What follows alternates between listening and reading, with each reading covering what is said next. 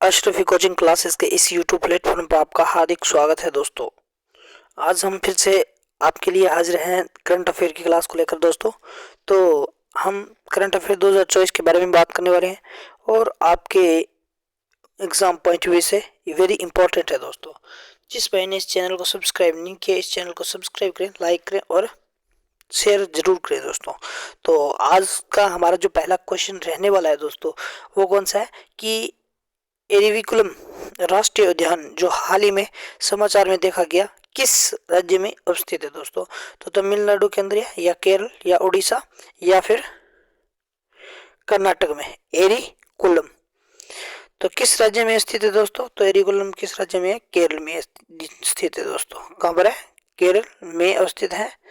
और एरिकुलम के बारे में चर्चा कर लेते हैं दोस्तों कि ये केरल के इडुक्की जिले में एरिकुलम राष्ट्रीय उद्यान जो नीलगिरी के बयानों के मौसम के लिए बंद हो रहा है, विविध वनस्पति और जीवों की मेजबानी करता है। लेकिन 1978 में इसे राष्ट्रीय उद्यान घोषित किया गया दोस्तों।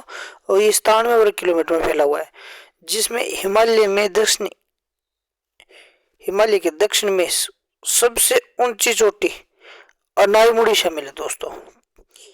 और हर 12 साल में खिलने वाले नील कुरंजी फूल के लिए प्रसिद्ध है इस पार्क में भारी मानसून होता है दोस्तों। और जैव विविधता से समृद्ध इनमें नीलगिरी तरह गोर स्लोथ भालू जैसी प्रजातियां स्थित है और दुर्लभ तितलियां और दुनिया के सबसे बड़े कीट एटलस कीट की मेजबानी करता है दोस्तों। तो ये भी आपको याद रखना है दोस्तों। तो नेक्स्ट क्वेश्चन हमारा रहेगा, हाल ही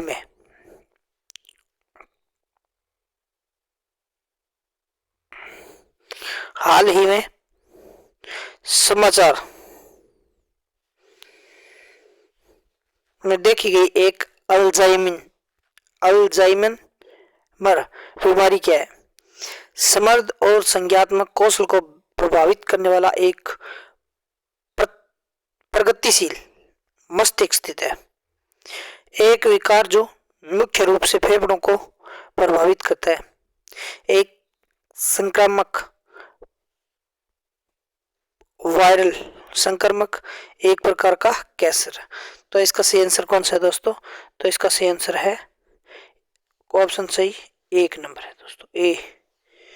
समृद्धि और संज्ञात्मक कौशल को प्रभावित करने वाला एक प्रगतिशील मानसिक स्थिति। तो इसके बारे में अगर बात करें दोस्तों, तो अल्जाइमर रोग एक प्रचलित मस्तिष्क स्थिति है जो 60 से 80 मनोभ्रंश मामलों के लिए जिम्मेदार है, जो समृद्धि सोच दैनिक गतिविधियों को प्रभावित करता है। हाल ही में अध्ययनों से पता चलता है कि दुर्लभ चिकित्सा दुर्घटनाएं मनुष्य के बीच बीमारी फैला सकती है दोस्तों। तो ये भी आपको याद रखना है। अब नेक्स्ट क्वेश्चन की बात करें तो क्वेश्चन है कि उत्तराखंड की पहली महिला मुख्य सचिव के रूप में किसे नियुक्त किया गया? राधा रतूड़ी या फिर कुसुम कड़वाल, कामिनी गुप्ता या गीता खन्ना। तो इसका सही आंसर कौन सा है दोस्तों? राधा रतूड़ी के बारे में अगर बात करें तो 1988 बैच बेस्ट आईएएस क्या है दोस्तों? अधिकारी है राधा रतूड़ी को उत्तराखंड की पहली महिला मुख्य सचिव नियुक्त किया गया और इन्हें सुखबीर सिंह संधू की जगह लिए और राज्य में यह शीर्ष प्रशासनिक पद संभालने वाली पहली महिला बन गई है दोस्तों। कौन? रतूड़ी याद रखना, राधा रतूड़ी 1998 वरिष्ठ आईएएस अधिकारी बैच की है दोस्तों। तो ये भी आपको याद रखना है। अब हम नेक्स्ट क्वेश्चन पर चलते हैं, क्वेश्चन नंबर 4 कि हाल ही में समाचारों में एल पेंगलो क्या है? समाचारों में देखा गया था कि एल पेंगलो क्या है, तो एक नए प्रकार का पहाड़ है या एक प्राकृतिक घटना जिसमें सूर्य द्वारा पहाड़ी ढालों की रोशनी शामिल है, एक पर्यावरण संगठन है या फिर पहाड़ी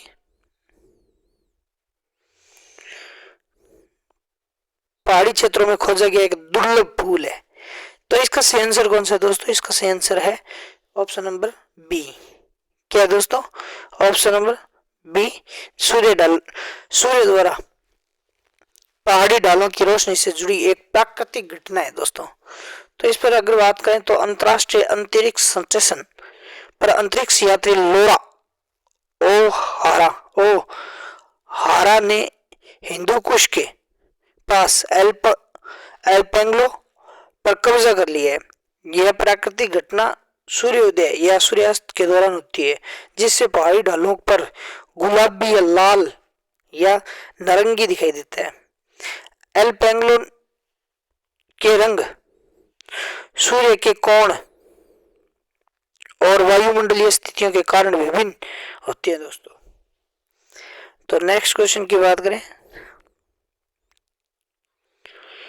snow leopard population assessment in India report के अनुसार किस राज्य केंद्र शासित प्रदेश में स्नो लेपर्ड की संख्या अधिक है? तो जम्मू कश्मीर या लद्दाख, सिक्किम या हिमाचल प्रदेश। तो इसका सही आंसर है दोस्तों लद्दाख। कौन सा है? लद्दाख। अगर बात करें लद्दाख के बारे में तो केंद्रीय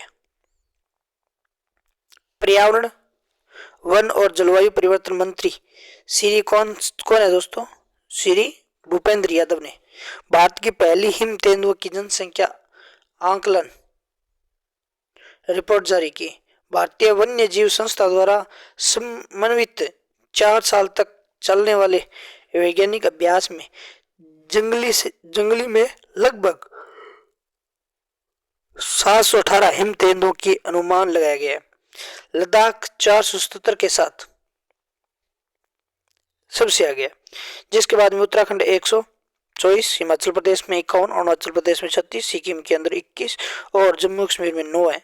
जब भारत में वैश्विक हिम तेंदुए की आबादी 10 या 15% हिस्सा है दोस्तों।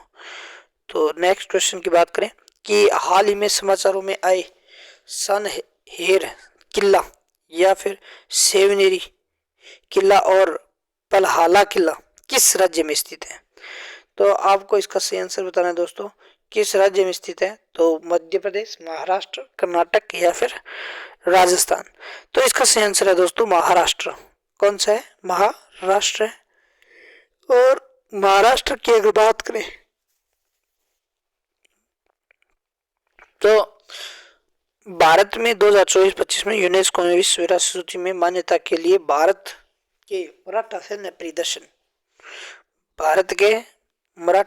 प्रदर्शन का प्रस्ताव दिए और 17वीं और 19वीं शताब्दी के बीच में विकसित हुई ये सैन्य प्रदर्शन मराठा शासकों द्वारा कल्पना की गई एक असाधारण किल्लेबंदी प्रणाली का प्रदर्शन करते हैं और सह्याद्री पर्वत श्रृंखला, कोंकण तट या दक्कन पठार के पूर्वी घाट तक फैले किलों के नेटवर्क विशिष्ट परिदृश्यों को एकीकृत करता है दोस्तों। और उल्लेखनीय घटनाओं में क्या है?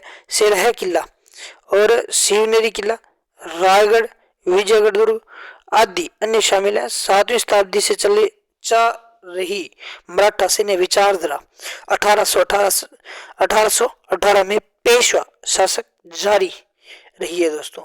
तो हम नेक्स्ट क्वेश्चन की बात करें तो हाल ही में किस मंत्रालय ने the Indian economy a review शीर्षक से रिपोर्ट जारी की है? तो कृषि मंत्रालय, वाणिज्य उद्योग मंत्रालय या वित्त मंत्रालय या फिर गृह मंत्रालय। तो इसका सही आंसर कौन सा है दोस्तों? सी वित्त मंत्रालय। कौन सा है? वित्त मंत्रालय। वित्त मंत्रालय के बारे में अगर बात करें तो वित्त मंत्रालय ने जनवरी 2024 में the Indian economy a review शीर्षक के एक रिपोर्ट जारी की है। यह रिपोर्ट 1 फरवरी को संसद ने 2024-25 के लिए केंद्रीय बजट पेश करने की किए जाने से कुछ दिन पहले जारी की गई थी दोस्तों। तो क्वेश्चन नंबर 8, हाल ही में किस राज्य सरकार ने हरित हाइड्रोजन और नवीनीकरण ऊर्जा विकास के लिए एनटीपीसी के साथ एक समझौता ज्ञापन पर हस्ताक्षर किए हैं दोस्तों? तो राजस्थान, मध्य प्रदेश, ये सॉरी महाराष्ट्र, उत्तर प्रदेश, हरियाणा। तो इसका सही आंसर कौन सा है दोस्तों? महाराष्ट्र। कौन सा है? महाराष्ट्र। अगर महाराष्ट्र की बात करें तो एनटीपीसी ग्रीन एनर्जी लिमिटेड ने हरित हाइड्रोजन और नवीनीकरण ऊर्जा के विकास के लिए महाराष्ट्र सरकार के साथ एक समझौता ज्ञापन पर हस्ताक्षर किए। एमओयू में प्रति वर्ष 1 मिलियन टन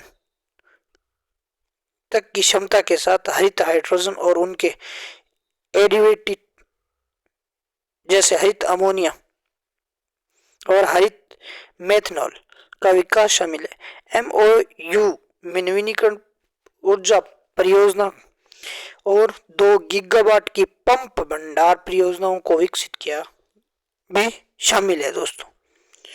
अंग विकास भी शामिल है। अब क्वेश्चन नंबर 9 की अगर बात करें तो 9 क्वेश्चन है दोस्तों कि हाल ही में समाचार में देखा गया है कि भारत 5G पोर्टल एक एकीकृत पोर्टल किस मंत्रालय द्वारा लॉन्च किया गया? तो संचार मंत्रालय, वित्त मंत्रालय, वाणिज्य और उद्योग मंत्रालय, सूचना और प्रसार मंत्रालय। तो इसका सही आंसर है दोस्तों कौन सा है? संचार मंत्रालय।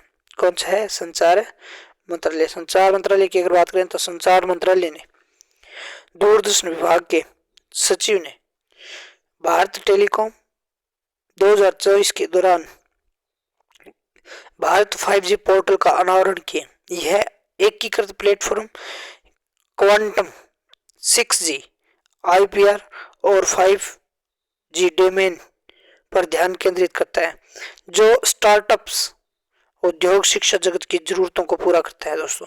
तो नेक्स्ट क्वेश्चन हमारा ये है कि समुद्री शैवाल खेती को बढ़ावा देने के लिए पहला राष्ट्रीय सम्मेलन कहाँ आयोजित किया गया था? कच्छ, बड़ोदरा, अहमदाबाद, सूरत। तो इसका सही आंसर है दोस्तों कच्छ। कौन सा है? कच्छ।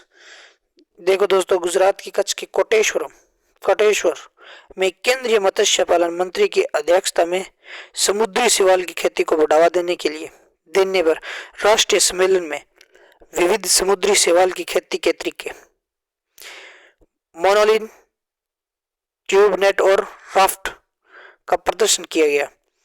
CMFRI, CSMCRI और NFDB ने भी इस तकनीकों का प्रदर्शन किया है। समुद्री शैवाल स्थूल शैवाल जिसमें वास्तविक जोड़ों और पत्तियों की कमी होती है।